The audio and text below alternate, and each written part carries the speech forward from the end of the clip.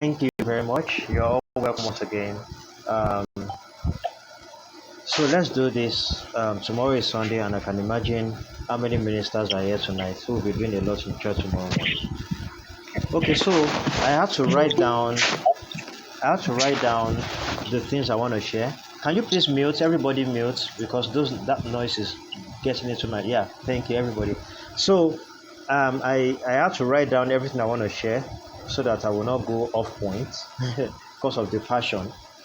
So I have my notes so that I'll be on track. So I'll just practically be reading my points and expatiating where necessary.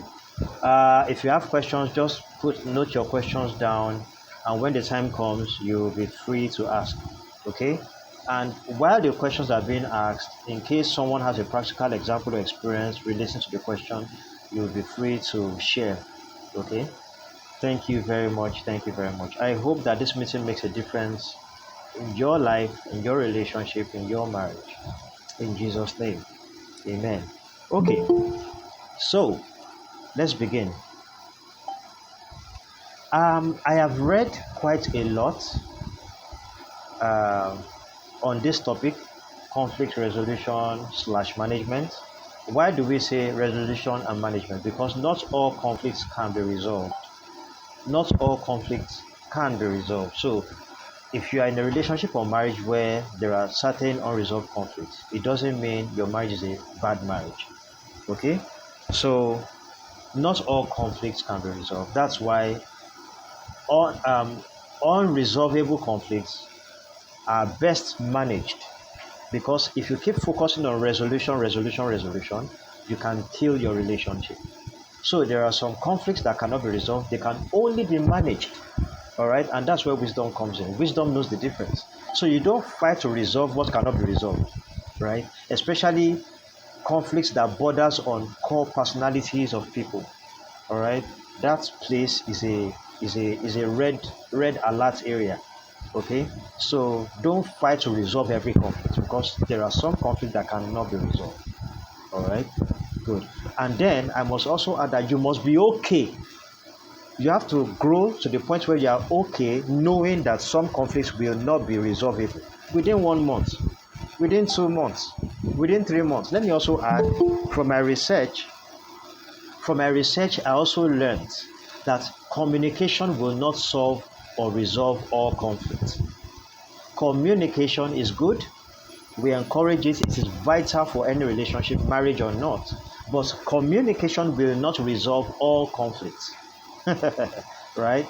Talking will not resolve all issues, all matters. Okay, so don't kill yourself over having talked about a particular problem and you've not gotten to a resolution yet. Don't kill yourself. Okay, good.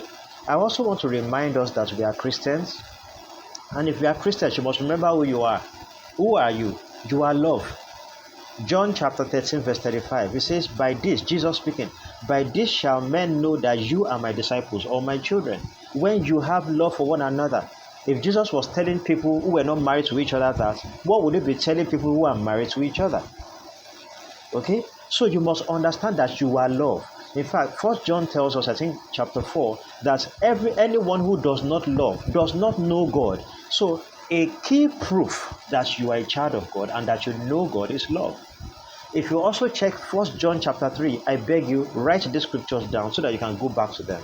Because we come to meetings, we come to trainings, we come to sessions, and we forget what we learned. We are just excited at the moment, and your relationships are the same, and some people's relationship even get worse, like they never attended that session. Okay, so please write these things down so that you can go over them. Don't trust your brain too much. Don't trust yourself too much. Okay, so remember who you are. John chapter 13, 35 says, love is our identity. It is who we are. Right? First John chapter 3, verse 10 says, how you know the difference between a child of God and a child of the devil is by how you love. So love is a difference maker. So imagine a marriage or a relationship between two people who are actually Christians. We shouldn't have the kind of dramas that we have. But you can imagine, so many Christian marriages have drama. And the question is, who are you? Are you really a child of God? Now, you're a child of God because you give your life to Christ. But you know something? If you do not submit yourself to the process of transformation, you will be as though you've not given your life to Christ, because your behavior, character, attitude will be similar, or if not the same, with people who are not born again. Why? You are just born again because you said the sinner's prayer, but you are not growing yet. You are not subjecting or submitting yourself to the transformational process of the Holy Spirit. Romans chapter 12 verse 2 tells us that we should not be like the world or behave like the world, but we should submit ourselves to God for God to refine and regenerate. Okay? So, the real change is in regeneration, is in transformation, not in you saying the sinner's prayer. Once you say the sinner's prayer, the truth is you are a new creation. God has forgiven all your sins, but you have a lot of work to do because you have traumas bothering you, you have thought patterns, you have behavioral patterns, you have mindsets that still needs work. All right? So, research, I'll be speaking a lot from research, okay? Not just from the Bible. Research shows you need to, if you are here and you are a minister or a counselor, right, or somebody that people depend on, you counsel people from time to time, you need to study the works of John Gottman. John Gottman, Gottman. You need to study his works. It will help you a lot. So according to studies by John Gottman, this man invested how many years?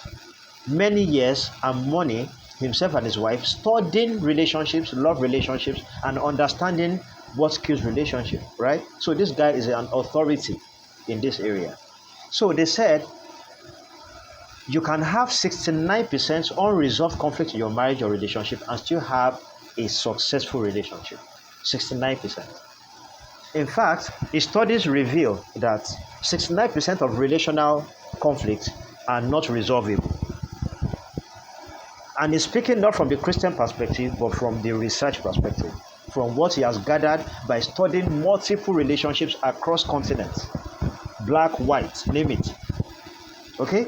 69% conflicts or of conflicts that we deal with are unresolvable. So if they are unresolvable, what can you do about it? I'm asking. If you have been listening to me from the beginning, if 69% of conflicts are unresolvable, what is your best bet? How do you deal with such conflict? If you have been listening to me. Anybody? Anybody? How do you deal with unresolvable conflicts? Yes, go ahead, ma'am. I suggest we use the biblical precept, Okay. Of love. Okay.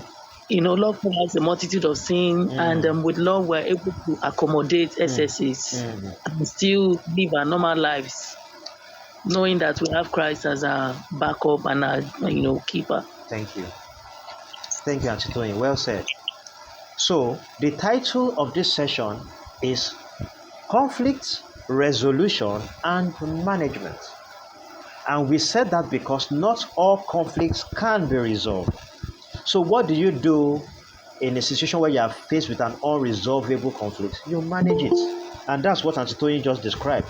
You manage it. So managing a situation is what becomes important when you have a situation you cannot solve. You manage it. All right? There are some things about your spouse that may never change. I wish I could tell you otherwise. I wish I could tell you that there is a pill you can give your spouse. And the moment he or she takes that pill, all the conflicts will die. There's no pill like that. There's no pill. Such a pill does not exist. So not all conflicts are resolvable. And when you have to deal with unresolvable conflicts, what you can do is to manage it with what? Wisdom. That's why the Bible tells us in Proverbs 24 verse 2, actually. It says, by wisdom a house, a home, a family is built. All right? So you manage conflicts that are unresolvable with wisdom. So studies show that 69% of the conflicts we fight or face in our marriages are unresolvable. You can only manage them. So you can have a good relationship, you can have a good marriage with 69% unresolvable conflicts. That's somebody speaking from an unbeliever point of view. Now, this is what the Holy Spirit told me. The Holy Spirit told me that if you both of you are Christians, right, the seemingly unresolvable conflicts can actually be resolved. But not by you fighting them, or by you talking about them every day, or by you shouting, screaming, or arguing about them, but by you handing them over to God while you do your best as a good spouse to support your spouse.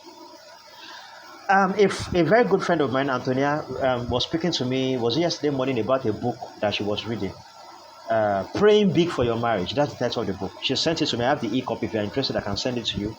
Just let me know after now. Praying Big for Your Marriage. And I've not really read the entire book, but I just read a portion. And the writer shared an experience of how, this was the man now, of how he loved riding bikes. And he loved speed. And that's one thing with people who love riding bikes. They like speed.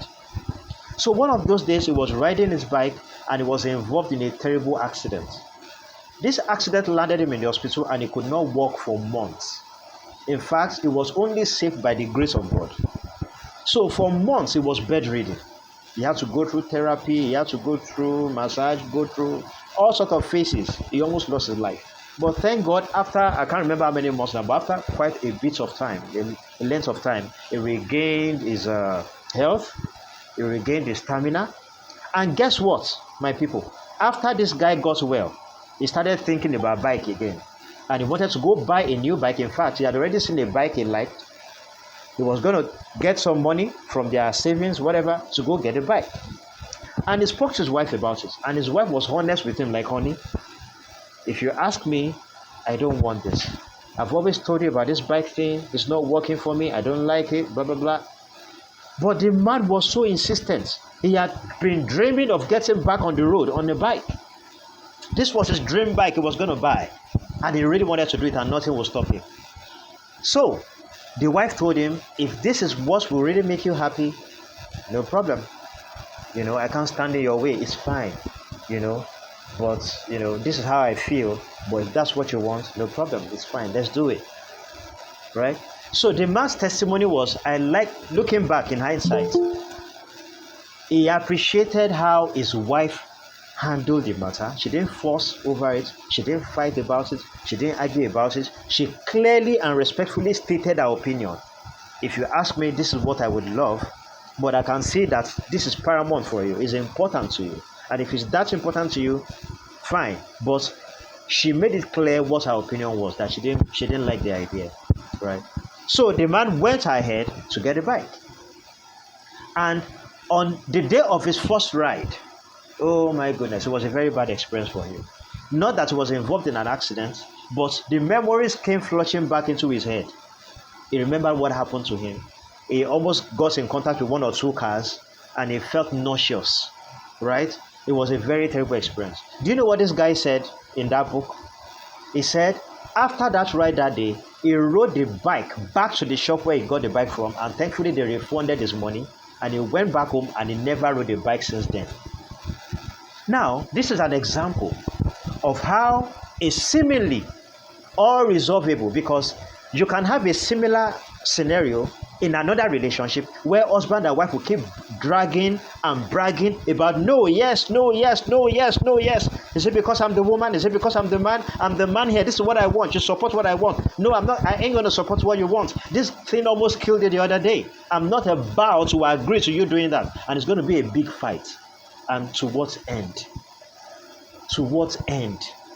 Right? So this woman didn't fight about it, but one of the things she did, I believe, were two major things. Number one, clear communication. She communicated what she would like without disrespecting him. Number two, I believed she prayed about it in her own closet, that God, here is what my husband is about to do again.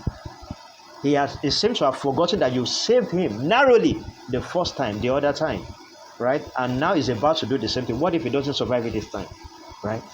And the man said in that book that he's sure that his wife prayed about it.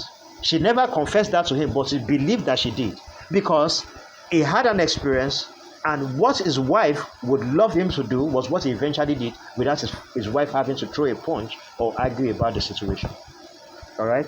So indeed, studies show that there are 69% of the conflicts we have to face in our relationships are unresolvable, but with the help of the Holy Spirit, you don't have to have 69% unresolvable conflicts. You can pray. You can believe God for a change. I mean, why should you have up to 69% unresolvable conflict? But one of the reasons why conflicts don't get resolved is because we are too heady. We are too stubborn. We always want our way, right? And when our spouse or partner is not agreeing to our way, then there must be war. If you are here listening to me and you are like that, that is a demonic trait.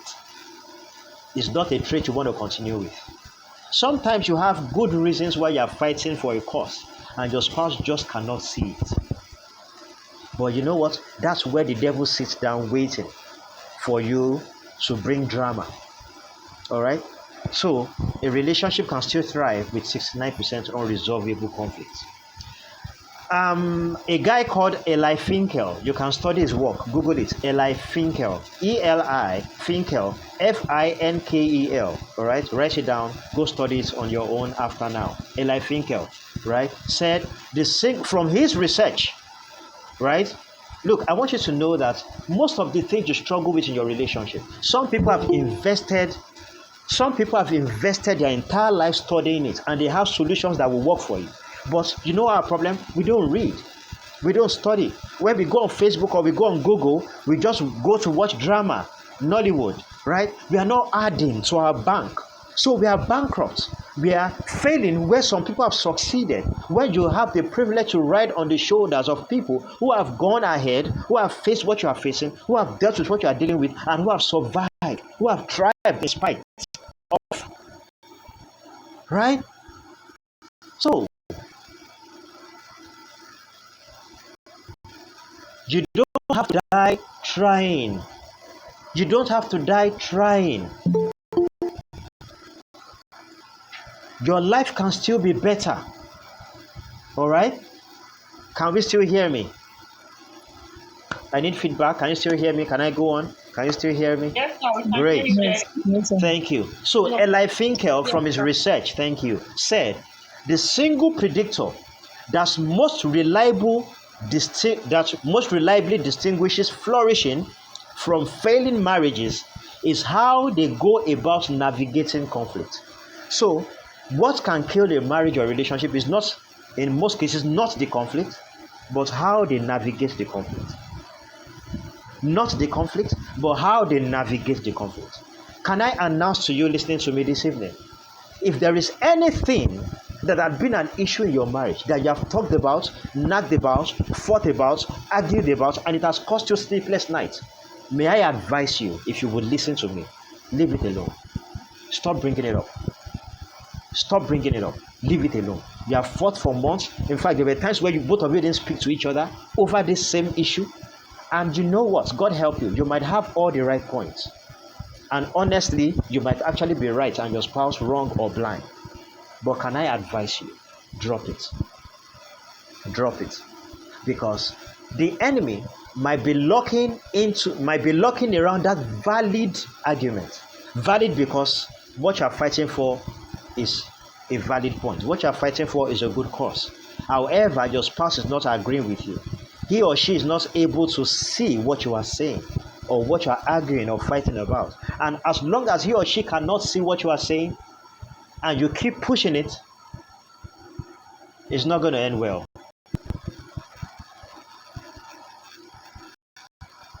It's not going to end well. All right? Okay. So, let me go on. So, it is not the conflict. That's a major point you need to write down. It is how you navigate conflict. That can spell the difference between a flourishing relationship and a failing relationship. Next point. Remember, I already said this, that John Gottman said a marriage or a relationship can still thrive with 69% unresolvable conflict. So don't kill yourself over the 2, 3, 4, 5 things that you and your spouse have not been able to agree on. You don't need to kill yourself over that. All right? Move on. All right? Good. Somebody said, most of our stress is as a result of our inability to accept reality. So instead of you to accept your reality, you resist reality. And it doesn't matter how far or how much you resist your reality, you're going to stress yourself and you can fall ill. You can get some terrible diseases. All right? You have a good life to live. You don't have to die young. You don't have to die trying to resolve conflicts or fight battles that are not meant for you. Okay? So accept your reality. What do I mean by that? Maybe your reality is the fact that anytime you want to discuss money, your husband or your wife will fight you. Now, one of the wisdom tips I want to share with you this evening is this. In navigating conflict in your relationship, if you have been married for at least 6 months or 1 year, if you've been married for at least 6 months or 1 year, or you are in a relationship, you're not married yet, and in your relationship, you've realized that there are certain things that cause fight most of the time, right? Now, this is the wisdom part I want to recommend. God taught me this. Identify those areas where you fight the most. For example, we fight the most in the area of sex. We fight the most in the area of money. We fight the most in the area of in-laws. His mom, my mom. My uncle, his uncle. We fight the most in the area of outing. When we need to go out, we must fight about, I want to go there, I don't want to go there. Or we fight the most when he needs to go to the gym and I don't want him to go to the gym. Sit down, think about your marital or relational experience and identify the key areas where you fight the most or where you fight more frequently. Write them down. Now, that should be telling you something. That should tell you that as far as your relationship with your spouse is concerned, these areas are red alert areas. Listen to me carefully. Sit down, think about your relationship, and identify objectively and sincerely. Be honest with yourself. Identify the core areas or the key areas where you frequently fight with your spouse or where your spouse frequently fights with you. Write those areas down. Those are red areas or red alert areas in your relationship. All right? That suggests that those areas are very sensitive areas either for you or for your spouse or for both of you. So those are red alert areas. Now, the next thing I want you to do is to understand that these areas are very sensitive as far as your relationship is concerned. And because they are sensitive areas, if you ever have to address anything regarding those areas, don't address them without calming down first. What do I mean? They are not areas you want to address when you are angry. Okay? So, if you are angry about anything regarding those areas, that's not the time to talk. That's not the time to call for a meeting. That's not the time to discuss. That's not the time to say, honey, we need to talk. Get over yourself. Get over your emotions. It might not be the same day you might have that talk. It might take you 2 days. It might take you 3 days. But don't have that discussion until you have gotten over your anger. That's number one. Number two, while you are trying to get over your anger in those areas, pray about them. Let God know that you are about to call a meeting or to have a discussion or a conversation with your spouse on this thing regarding this area that you have identified to be a red alert area. Pray about it. Right? Now, by the time you are off the anger and you have been praying about it, I want to believe that God will lead you. Now, if God is truly leading you or if you are open to the leading of God, these are the things that can happen. Number one, maybe God discourages you from talking about it. You just feel anytime you want to address it or bring it up, you are not comfortable. That is telling you that probably it's not time or it's not necessary to address it. Right? Or number two, when that time comes, God will order your mouth and your tongue. You will have the right words to speak, maybe not words that you have premeditated, and it might not go badly. Number three, if you still need to address it, haven't prayed about it, and there's still a need to address it, you must approach your spouse with respect. I'm talking to you, the woman, I'm talking to you, with the man. I remember there was a matter I needed to address with my wife maybe 2 years ago, I can't remember. And funny enough, I can't even remember the matter. But I remember that back then it was a serious matter for me. And I really wanted to address it. But I just didn't feel peace about bringing it up, so I never brought it up. So that morning, one morning, I was leaving the house for work as usual, around past 5 a.m. in the morning. Please mute your mics. If your mic is not muted, I can hear something at the background. So the moment I walked outside the gate, I was praying under my breath that God, this thing matters to me, it's important to me, and I've not spoken about it, and I feel the need to talk about it. And as I was walking down the street, I didn't drive to work that day, I could hear God tell me, send a text message to your wife. So guess what happened?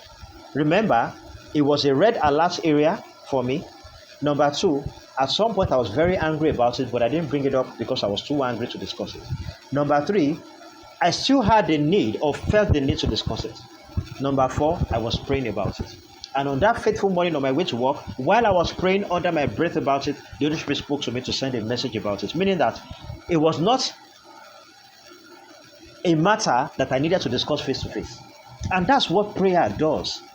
There are some matters that you shouldn't discuss face to face that you are discussing face to face. There are some matters that you shouldn't discuss on the phone that you are discussing on the phone. There are some matters that you should not discuss on chat that you are discussing on chat. And that is sabotaging your peace in your marriage. That's what happens when you are not led. That's what happens when you embrace foolishness. What is foolishness? Doing your own thing the way you want to do it rather than paying attention to what will work. In marriage, you don't do what you want, you do what works. And sometimes you don't know what will work. Right?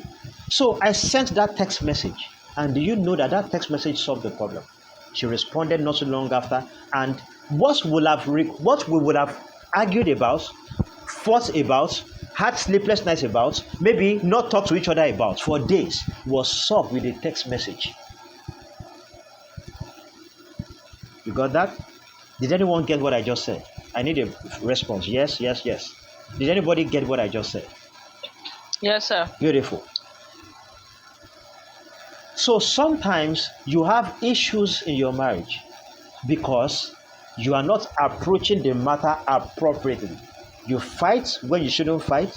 You speak when you shouldn't speak. You talk face to face when it should have been a phone conversation, or you make it a phone conversation when it should have been a chat conversation, or you have a chat conversation when it should have been a matter that you take to God in prayers. That's what happens. Right. Eli Finkel said in one of his studies, he said, more people depend more on their spouse for most of their needs than others. Marriage has become a key major factor and determinant of happiness and mutual health. Let me tell you what that means. It means that subconsciously, some of you don't realize that you're expecting from your spouse, your wife or your husband, everything you should expect from a community. You're expecting your wife or your spouse to be everything to you that you cannot get from one individual. Your spouse should be your doctor, your therapist, your counselor, your teacher, your pastor, your friend, your colleague, your mentor, your advisor, your punching bag, maybe, your sounding board, maybe, your provider, your best friend, your everything. You expect everything from that man or from that woman. And no single human being was wired by God to be everything to any man. No single human being was wired or designed by God to be everything to any man.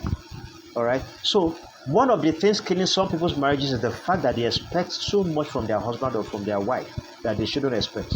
So you are being unrealistic with your expectations, and that alone can kill you or kill your marriage. And you know what God told me one day? It doesn't matter what your spouse's performance is or are. If your expectations are unrealistic, it doesn't matter how well your husband or your wife tries.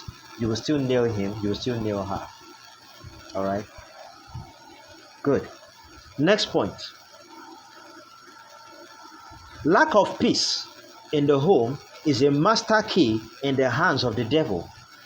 This was said by Apostle Femi Lazarus. Most of you will know him. Apostle Femi Lazarus. He said, lack of peace in your home is a master key in the hands of the devil. Let me tell you something. Have you ever observed, maybe in your own marriage, that 1 minute you and your husband, you and your wife, you are laughing about a matter. You are talking, having a conversation, having fun. And the next 2 minutes, next 5 minutes, you are already arguing or fighting about something. And when you think about it in retrospect, you are wondering, just 5 minutes ago, we were just tapping each other on the back. And 5 minutes after, we can't bear to see each other's faces. Now, I'm describing that scenario to you to let you know that every time you and your spouse is having a good time, don't underestimate the role of the enemy, who is sitting down in the corner plotting the next fight on your behalf. he is plotting the next fight on your behalf.